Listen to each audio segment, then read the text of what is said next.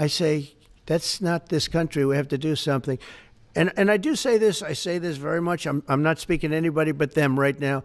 I would love to receive calls from governors and mayors saying they need help. We'll help them. We have a lot of people. We have a great force. We have a great military force. You know, Pete will tell you that when I was running for office, and this was a big headline, I think, you know, probably got me a couple of votes, but you couldn't sign people in the military. Nobody wanted to join the military, the Army, Air Force, the Navy, Marine, Space Force, Coast Guard. We never forget Coast Guard because they've done such a great job. Never.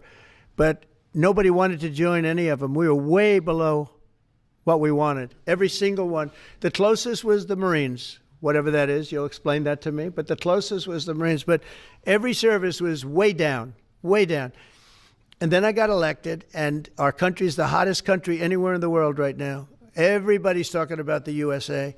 They're talking about the job that we're doing. Everybody. We have the best economy. We have a very, very important decision being made by the Supreme Court because our country is the richest, the strongest, the most powerful. But if for some reason some liberal court, I'm talking about the court that just ruled, where even an Obama judge voted in favor of us, which I gave him a compliment yesterday, as you know. I said that took great courage.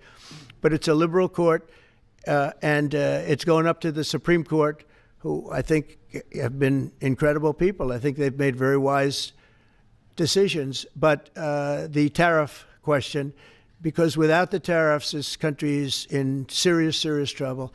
We've taken in almost $17 trillion of investment is coming in. Most of it is coming because of tariffs.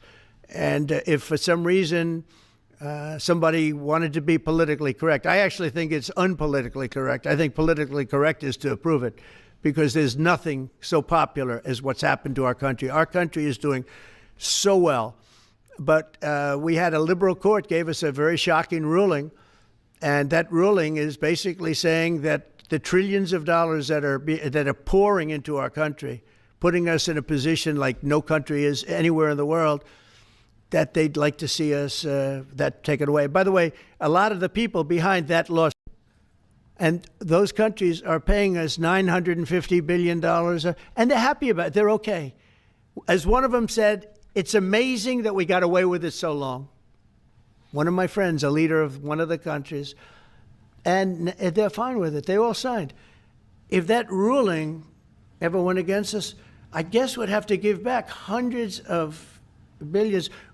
We would have to give trillions and trillions of dollars back to countries that have been ripping us off for the last 35 years.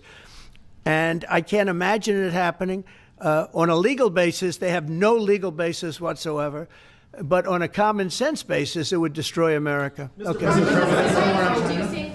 talked about controlling the sky. On Sunday, the satellite signal of Ursula von der Leyen's plane was alleged. With Ursula?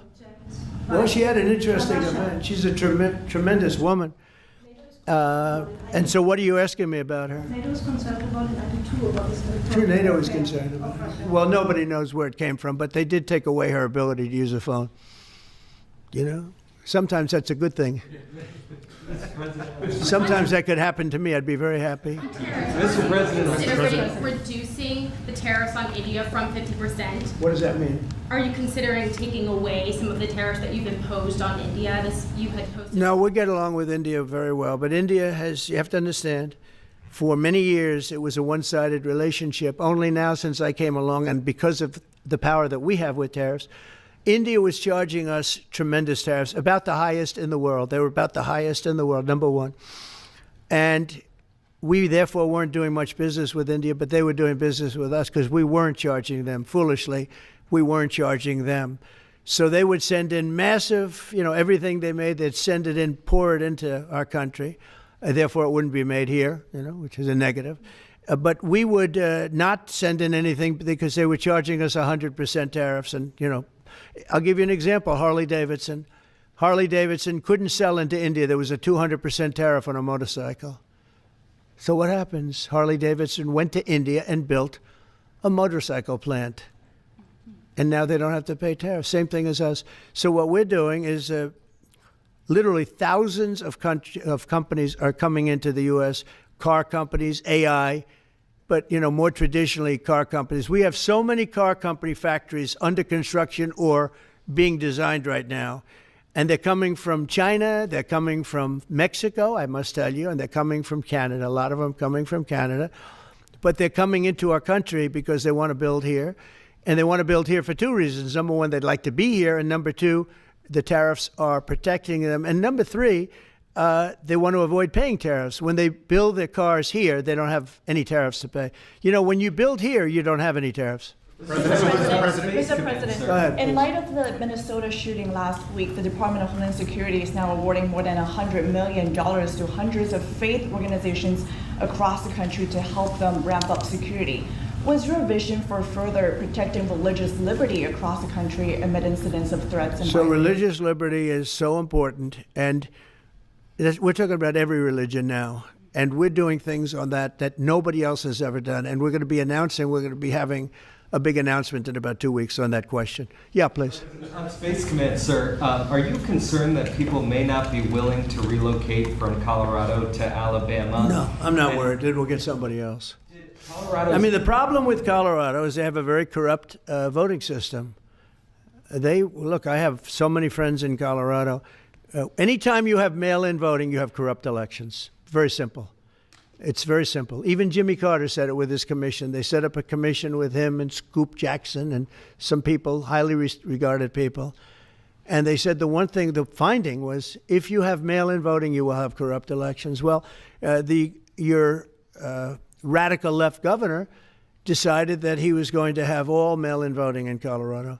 Once you have all mail-in voting, and for whatever reason, the Democrats cheat. And they cheat like, they're not stupid. That's the only thing. They're no good on policy. They're no good on management. They're no good at government. But they're great at cheating. And they stick together, too. I give them credit for sticking together. Mr. President, Please. Obviously, this is a big win for national security, moving this to Alabama. We've all can agree with that. Big. Is there any idea of the economic impact this has on the state and on that local area? Katie, do you want to answer that? Look, I mean, go ahead, George. Please go. This is going to be tremendous. I mean, the state of Alabama, what we've seen through this process is the worst of Washington. We've seen politics get in the way of what is best for the warfighter, what's best for national security.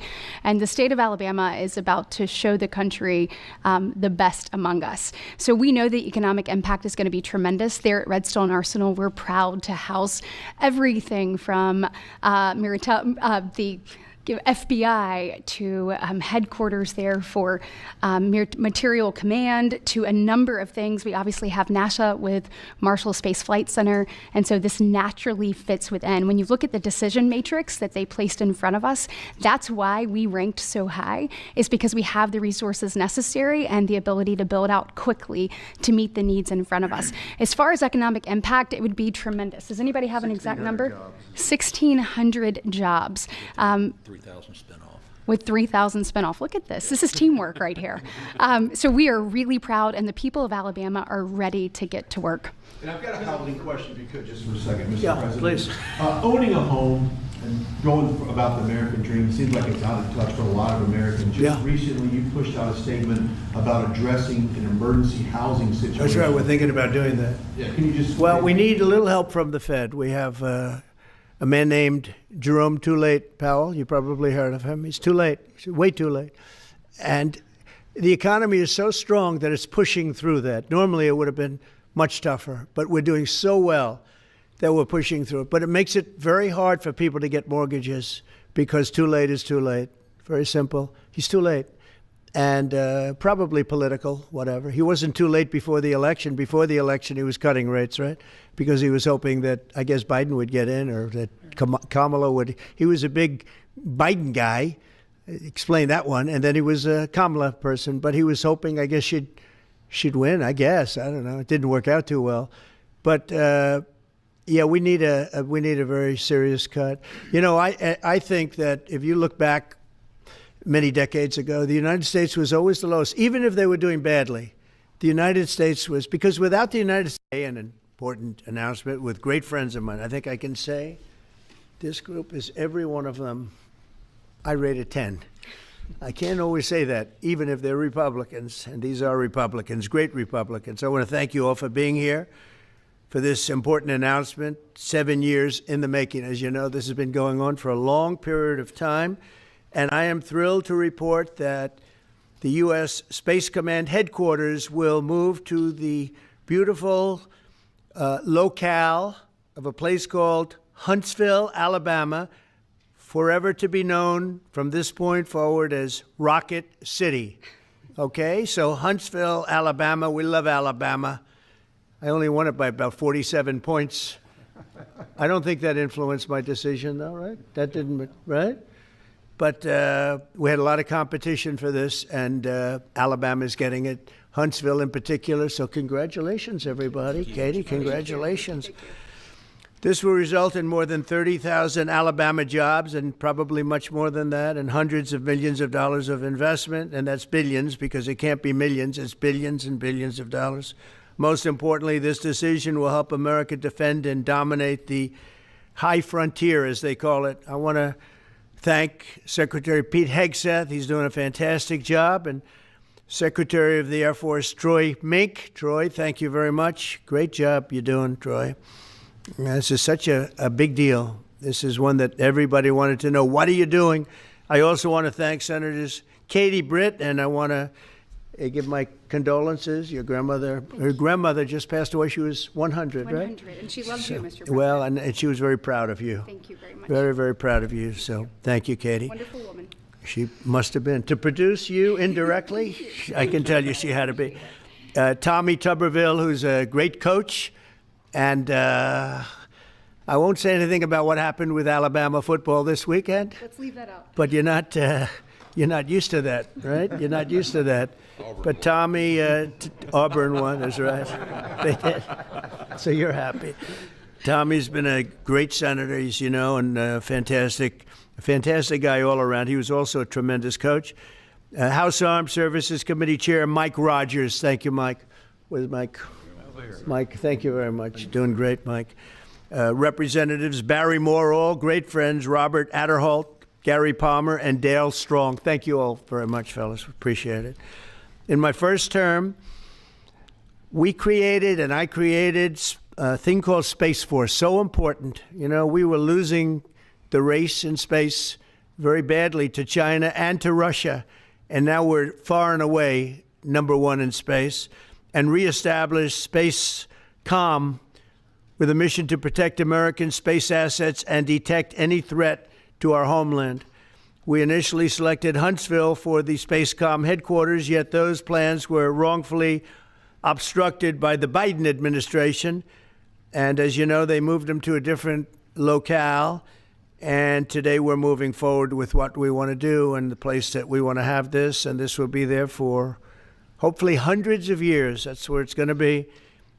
I will say I want to thank Colorado. The problem I have with Colorado, one of the big problems, they do mail-in voting. They went to all mail-in voting. So they have automatically crooked elections. And we can't have that. When a state is for mail-in voting, that means they want dishonest elections, because that's what that means. So that played a big factor also.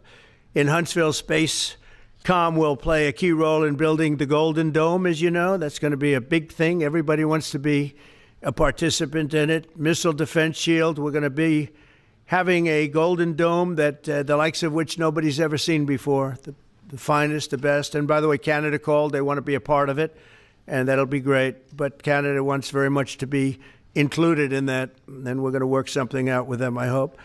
It will also ensure that our technological capabilities, of which we're way ahead of anybody else, there's nobody close, remain unmatched long into the future. So I'd like to ask Secretary Hegseth to say a few words. He was very much a part of it. And really, everybody behind me was. Every one of these people would call me and lobby me. I said, Katie, I don't want to talk to you anymore. I know what you want. She said, that's right, sir. That's what I want. And they got their way. So I just want to congratulate. These are really special people. They're politicians in many ways, but they're great patriots, I think even more so than politicians. So they fought very hard to get it, and it's an honor to give it to Huntsville. Pete, say a few words, please. Thank you, Mr. President. As usual, right place, right time, for the right reason.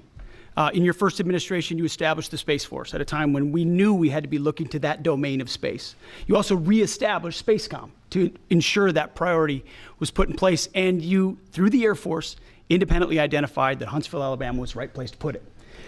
For other reasons, in the next administration under Biden, they decided to move it somewhere else. Well, during that time, the DoD Inspector General, the Government Affairs Office, they did their own assessments, and where did they say SpaceCom should go? Huntsville, Alabama. So what you're doing today, Mr. President, is restoring it to precisely where it should be based on what the Space Force, the Air Force, your leadership believes will give us strategic advantage in the future.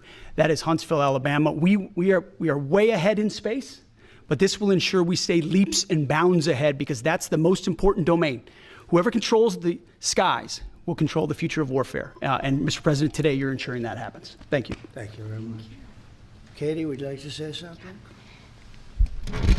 Mr. President, we are grateful for your leadership on this and restoring Space Command to its rightful home in Huntsville, Alabama.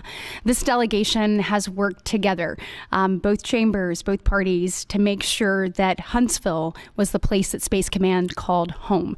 As was mentioned, obviously the Biden administration chose to make this political. What we want to do is put the safety and security of Americans first. We want to make sure that our war fighter is put first, and we want to make sure that America continues to lead. And today, Mr. President, you've allowed that to happen. Thank you. Thank you very much.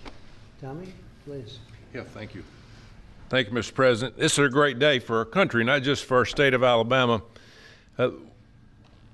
We need help in our military. We need to catch up. And as Secretary has said, we're not behind in space, but we know where we're at, and we need to expound on that. Now, this move will save the taxpayers $480 million. It's not going to cost more. It's going to cut $480 million. We have the plans intact.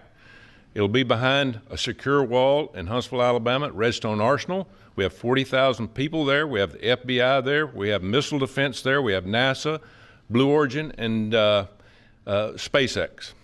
It is the perfect place for Space Command. I would tell you today, and I've spoke with the President for the last 3 or 4 years about this, if I thought it needed to go somewhere else because I understand the security of our country, I'd be for that. But the best place for Space Command is Huntsville, Alabama, because what we have and what it means to this country is going to be so important. So thank you, Mr. President, for this, and we look forward to building a huge Space Command and having the Donald J. Trump Space Command Center in Huntsville, Alabama.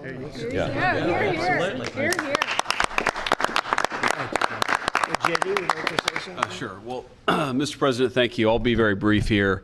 I lobbied the president hard to put it in Ohio, but he said these people behind us, these Alabamas, are just too powerful and too persuasive.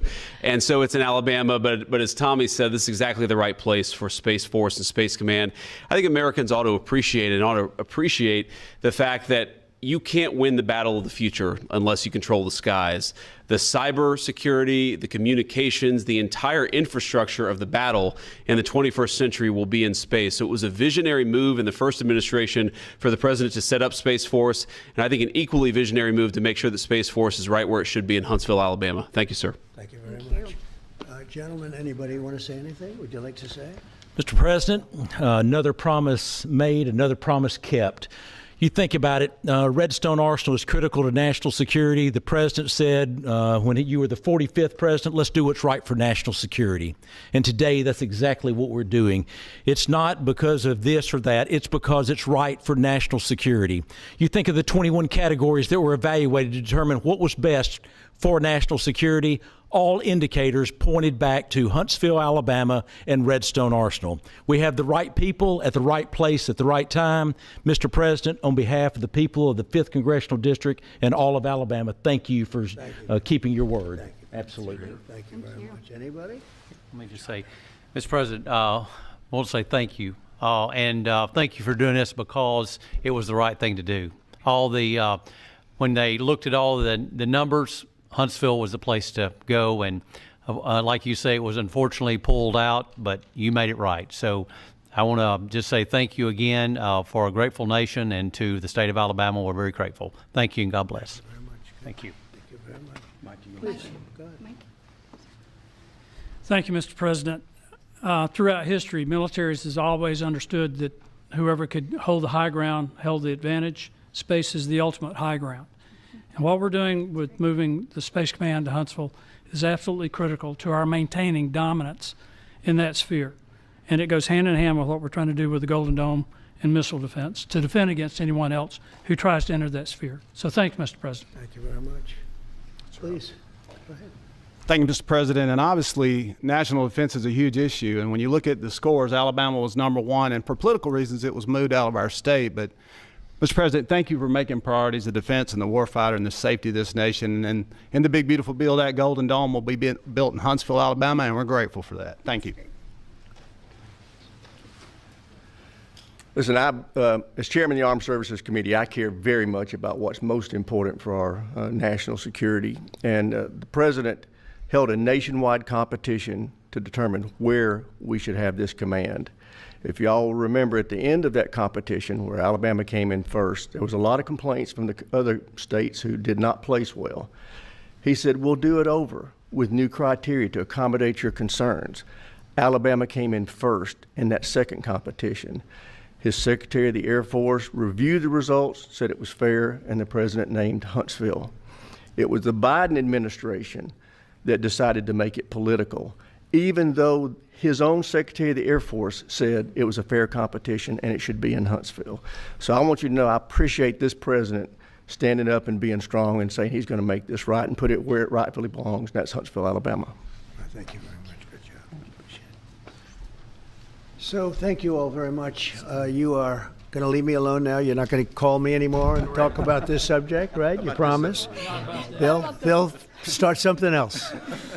But I just want to congratulate you. It's a very big deal. When you come out and when you leave the room, you'll see that we just, over the last few minutes, literally shot out a boat, a drug-carrying boat, a lot of drugs in that boat. And you'll be seeing that and you'll be reading about that. It just happened moments ago. And our great general, head of the Joint Chiefs of Staff, who's been so incredible, including what took place in Iran, knocking out potential nuclear power for a long time to come. I think within a month they would have had it if we didn't do what we did. But he gave us a little bit of a briefing, and you'll see. And there's more where that came from. We have a lot of drugs pouring into our country, coming in for a long time. And we just, these came out of Venezuela and coming out very heavily from Venezuela. A lot of things are coming out of Venezuela. So we took it out, and you'll get to see that after this meeting is over. Do you have any questions, please? Yeah, please. Thank you, Mr. President. Senator Tuberville, you talked about the cost savings associated with this announcement. Can you talk about the strategic benefits by having Space Force Command headquartered in Huntsville? Well, it just works because we have so much else there. And having a central, you could call it a central command, but it really is a command station. Also, even locationally, where it is, and when you think about flying distances, if you can save a half an hour as fast as some of these planes go and things go, and even the rockets go, if you can save by having the best location. So we went out, as you know, to experts, and we had 4 different groups of experts. They all said this was the best location.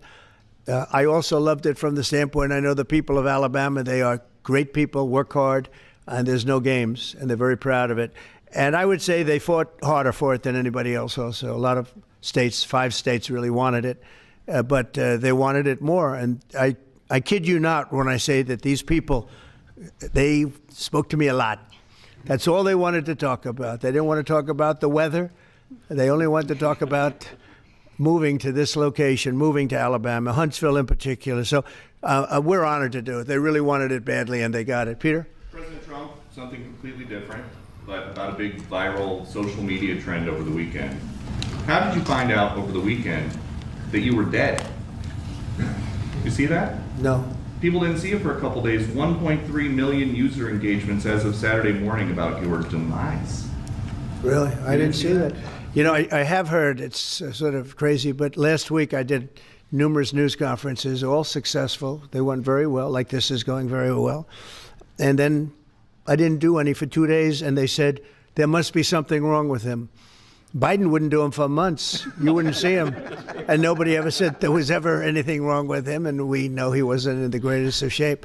No, I heard that. I get reports.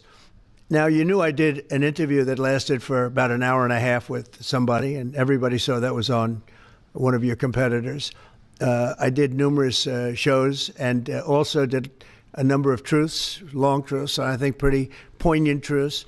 No, I was very active over the weekend. They also knew I went out to visit some people at the club that I own, pretty nearby on the Potomac River. And no, I've been very active actually over the weekend. I didn't hear that one. That's pretty serious stuff. I'm glad it's Well, it's fake news. You know, it's just it's so fake. That's why the media has so little credibility. I knew they were saying, like, is he okay? How's he feeling? What's wrong? I said, I just left. And it's also sort of a longer weekend, you know, it's Labor Day weekend. So I would say a lot of people know I was very active this Labor Day. I had heard that, but I didn't hear it to that extent. Go ahead, Peter. Something else. We know that this country has a huge problem with school shootings. You've said that you're open to sending the National Guard pretty much anywhere. Would you ever consider sending an armed National Guardsman to every school? Well, we have a big problem with school shooting, but we also have thousands and thousands of schools that run perfectly. You know, they talk about you can do things construction-wise, and that's really, I think nobody knows more about construction than me. You can build the construction doors. You can build what they call safety doors, where they lock on the outside, the inside, and every place else. Well, but if one of these lunatics happens to get through, then the police can't get in. Then they're looking for keys all over the place, and it takes a lot of disadvantages to doing, spending billions and billions of dollars and actually making it safer in some way for some of these lunatics that we're dealing with. But I don't think so. I've thrown out the concept. We have great teachers that love our children. The parents love the children. Teachers love the children too. And if you took a small percentage of those teachers that were in the military, that were distinguished in the military, that were in the National Guard, et cetera, and you let them carry. That's something that a lot of people like. I sort of liked it. It'd have to be studied, but they're trained. They know about weapons. You can't do it with every teacher because most teachers don't know, and But I always thought that would be an alternative. But it just we've had a lot of instances. Other countries have also. They have different kinds of problems than we have, but we do have. There's something going on. And it's a bad thing. Yes, please. Have you spoken with President Putin in the past week? Have you spoken with President Putin? Yeah, I don't want to. I have learned things that will be very interesting. I think in the next few days you'll find out. Will there be any consequences if there isn't some type of announcement of a meeting with President Putin and President Zelensky? Yeah, there will be. We're going to see what happens. We're going to see what they do and what happens. I'm watching it very closely. Last week, they lost 7,000, between the two countries, 7,313 soldiers, to be somewhat exact, for no reason whatsoever. And they're Russian and they're Ukrainian, but, they're soldiers. I want to see it end. Yeah. Mr. President, have you decided you're definitely going to send National Guard troops to Chicago? I didn't say when, but the answer is, look, Chicago's very interesting because I watched Pritzker get up and say we don't need help, we're safe. But 2 weeks ago, they had 6 people murdered, and they had 24 people hit by bullets. Last week, as you know, it was 7 people, 24 people hit, and 7 people died. And then over the last 2 days, that was the crown jewel. They had, I guess, 9 or 10 killed, and 50 hit with bullets. And you have this governor get up, who's a terrible governor. Probably he and Gavin Newsom would be probably the 2 worst and most naive. They're naive. Either they're naive or they're very untruthful. And he'll say, we don't want any protection. We don't need. So in the last 3 weeks, he's lost almost 20 people killed. There's no place in the world, including you can go to Afghanistan, you can go to places that you would think of. They don't even come close to this. Chicago is a hellhole right now. Baltimore is a hellhole right now. Parts of Los Angeles are terrible. If we didn't put out the fires, and I mean the other fires, the bullet fires, they didn't do a good job with, they should have had the water coming down, like I said. You know, we had to release the water. We had to go in and release the water to LA. It's so badly run. But if we didn't if I didn't send the National Guard into Los Angeles, I would be making an announcement today. I'd be talking about Huntsville, and I'd simultaneously be saying, by the way, the Olympics is not coming to Los Angeles. If we didn't do that, and even the sheriff, the top law enforcement person in Los Angeles said, we could not have handled it without them. So that's what he said. Make your mind up on Chicago, though? Well, we're going in. I didn't say when. We're going in. When you lose, look, I have an obligation. This isn't a political thing. I have an obligation. When we lose, when 20 people are killed over the last 2.5 weeks, and 75 are shot with bullets. So let me tell you a little story about a place called D.C., District of Columbia, right here where we are. It's now a safe zone. We have no crime. It's in such great shape. You can go and actually walk with your children, your wife, your husband. You can walk right down the middle of the street. You're not going to be shot, Peter. You're safe. Everyone likes you anyway. They probably wouldn't do it. But it's so dangerous. And there are people in this audience that you've suffered greatly. There are people in this audience that have been mugged and hurt badly, and they don't want to talk about it. Maybe you were very brave in talking about it. You made quite an impression on a lot of people. I appreciate it. But there were other people in this room that have been hurt very badly just walking down the street in D.C. Washington, D.C. is a safe zone right now. It's a safe city. The restaurants are open. They're booming. You can't get a restaurant. New restaurants are announcing that they're going to be open. This took place in 12 days. Now it's 15 days, but 3 days ago it became what's known as a safe zone. It's a safe city. And this city was really bad, really, really bad. We took 1,600 people out, hardcore criminals that will not be coming back anytime soon. And we're very proud of it. You know, to have our nation's capital lose every week, you know, it was like years, many years where every single week somebody was killed for many, many, many consecutive weeks. This went on for years. And then we had, last week it was announced that nobody was killed last week. And I made that announcement in front of a very distinguished leader of a country. And I'm saying proudly, ladies and gentlemen, nobody was killed in Washington, D.C. this week. He looked at me like, what's that all about? I say, yeah, we have a little bit of a crime problem. And we don't have a crime problem in Washington anymore. And the mayor has been very helpful, and the police commission has been very helpful, and it's been a great team. And I would love to have Governor Pritzker call me. I'd gain respect for him and say, we do have a problem, and we'd love you to send in the troops, because you know what? The people, they have to be protected. I saw today on one of your networks, not a friendly network, except really the opposite, I would say, very unfriendly network. And they interviewed about 12 people on this morning. Most of them were African American, they were black. And they were saying, please, please, please let the president send in. These were people from Chicago. Please, we need help. We need help. We can't walk outside. We're petrified. If the governor of Illinois would call me up, I would love to do it. Now, we're going to do it anyway. We have the right to do it because I have an obligation to protect this country. And that includes Baltimore. I saw where Governor Moore was asking me to take a walk down the street of Baltimore. Well, Baltimore is a very unsafe place. It's rated number 4 in the city, one of the most unsafe places anywhere in the world.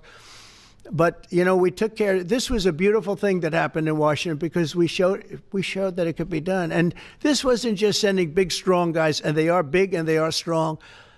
You know, we had a great decision from the Supreme Court that had to do with sort of talent. It had to do with you are put down based on merit. You can hire based on merit. So merit for a soldier or for a policeman is strong, physically fit, something, having a certain ability, not a person that is woke and got the job through woke, but wasn't strong enough to lift a gun out of the holster, et cetera, et cetera. No, I looked at the police. As you know, last week I went over, we had a meeting with, there had to be 300 people, and they were all very impressive looking. And when the bad guys see them, they're not going to do a thing. And so I'm very proud of Washington. It serves as a template, and we're going to do it elsewhere. But Chicago is certainly going to be high. I would love to have him call. I would love the governor of Illinois. I'd be honored to take his call. All he has to do is say, sir, we need help. It's out of control. And everyone knows it is. He's not kidding anyone. I would love to have, I would say, Governor Moore call, because I watched him over the weekend trying to explain that Baltimore, what they need is housing. No, they don't need housing. They need to get rid of the criminals. These are hardcore criminals. We took many people off the streets of Washington, D.C.